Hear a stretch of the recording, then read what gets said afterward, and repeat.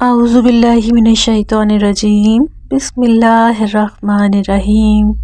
ایک نیا دن، ایک نئی صبح اور ایک نئی بہت پیاری سی ویڈیو کے ساتھ ویلکم بیک استغفار آفیشیل چینل، آپ کا اپنا چینل۔ دوستوں، شب معراج کی آپ سب کو بے حد مبارکباد۔ اللہ پاک اس مبارک مہینے کے صدقے اور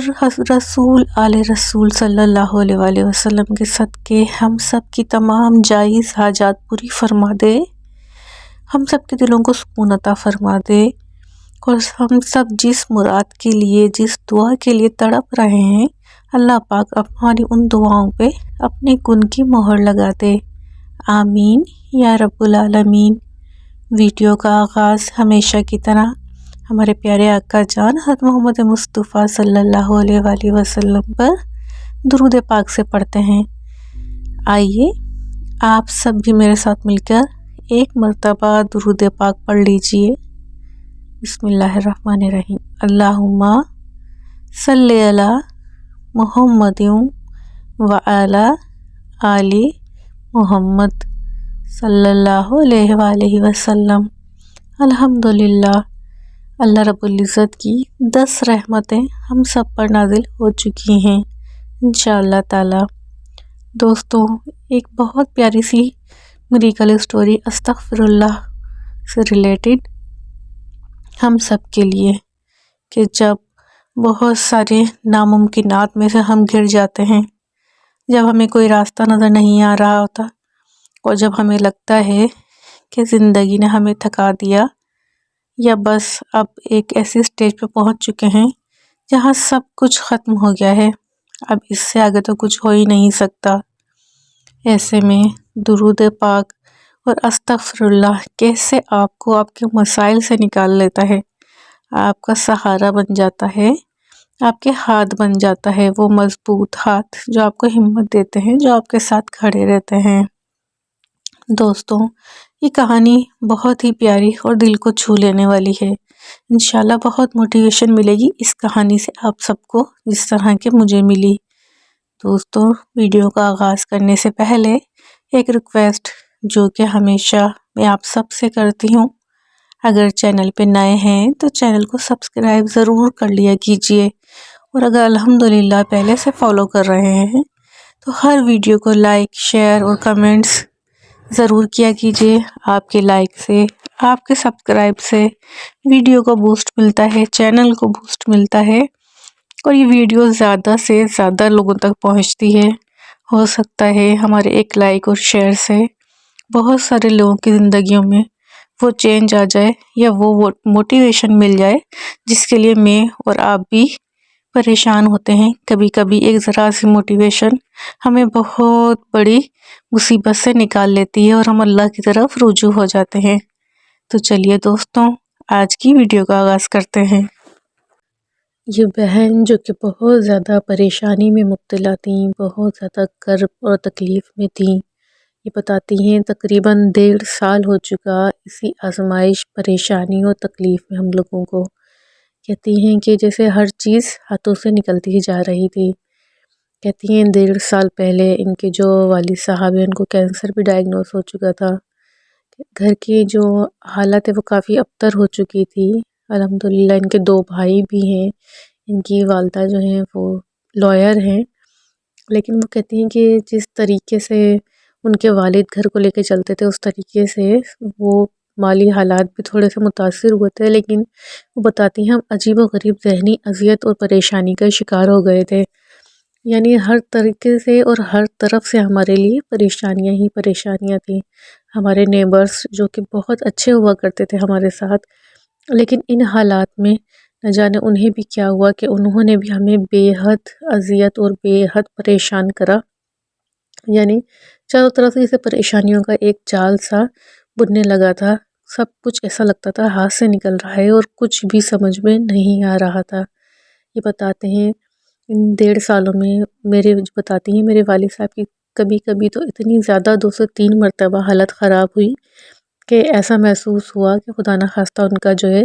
وہ آخری وقت آ چکا ہے، اور وہ کہتی ہیں کہ ہم نے تقریباً انتظامات بھی کر لیے، کیونکہ ڈاکٹروں نے کہا کہ بس کچھ لمحوں کے ہی مہمان ہیں۔ آپ سوچیں کتنی اذیت اور کتنی کرب کا مقام ہوگا اس فیملی کے لیے، جو گھر کا سربراہ اس حالت میں چلا جائے اور اس کے بعد پھر بار بار اس حالت میں جائے۔ تو دوستو آپ اور ہم اس اذیت کا اندازہ لگا سکتے ہیں۔ بہرحال یہ بتاتی ہیں یہ پورا 1.5 سال جیسے آزمائشوں، پریشانیوں اور مشکلات کا سال تھا۔ وہ کہتی ہیں رمضان المبارک کے 26ویں روزہ تھا شاید،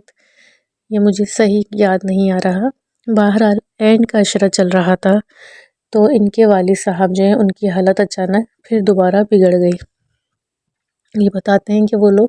بحریہ ٹاؤن میں رہا کرتے تھے، تو وہاں سے جو ہے وہ انڈس قریب تھا ہاسپٹل، یہ اپنے والد صاحب کو وہیں لے گئے رات میں۔ تو انہوں نے جب کنڈیشن دیکھی تو انہوں نے کہا کہ بس آپ لوگ انتظامات کر لیں،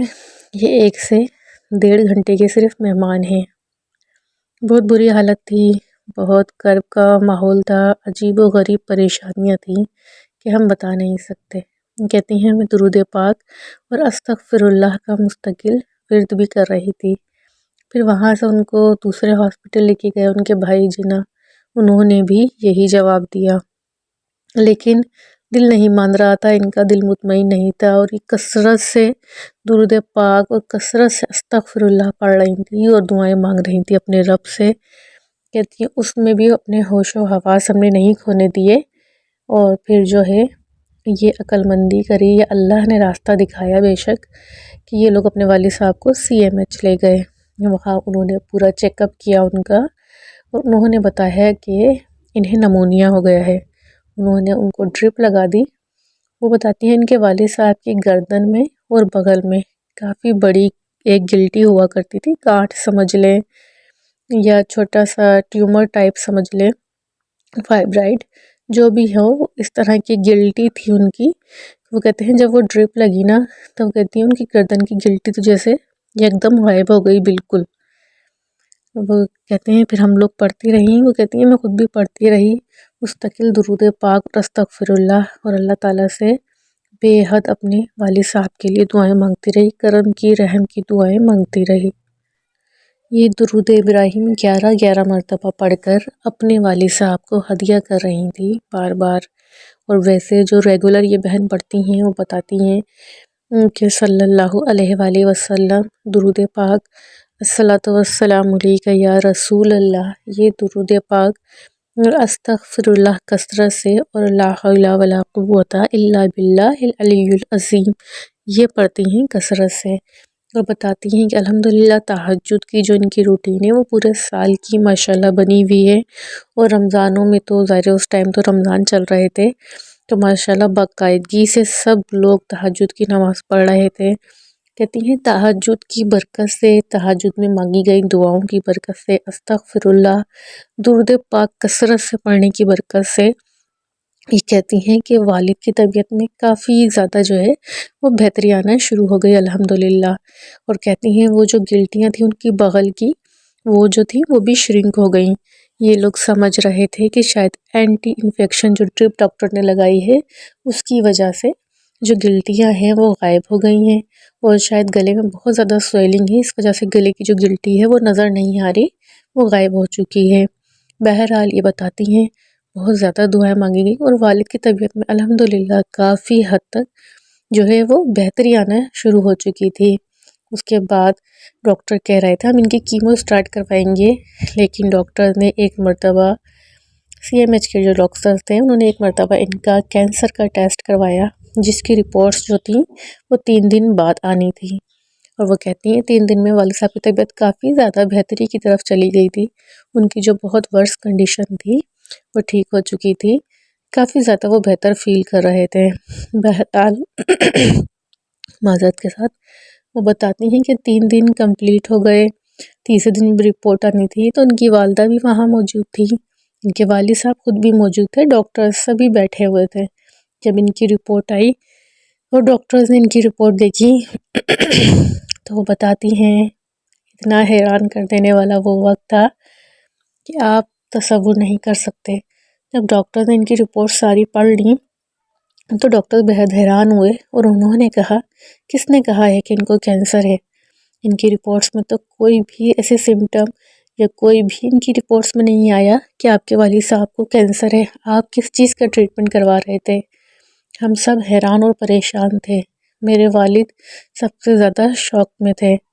کہ 1.5 سال سے جو تھراپیز اور جو اذیت کا شکار تھے، اور ڈاکٹر کہہ رہے ہیں کہ ان کو کینسر ہی نہیں ہے۔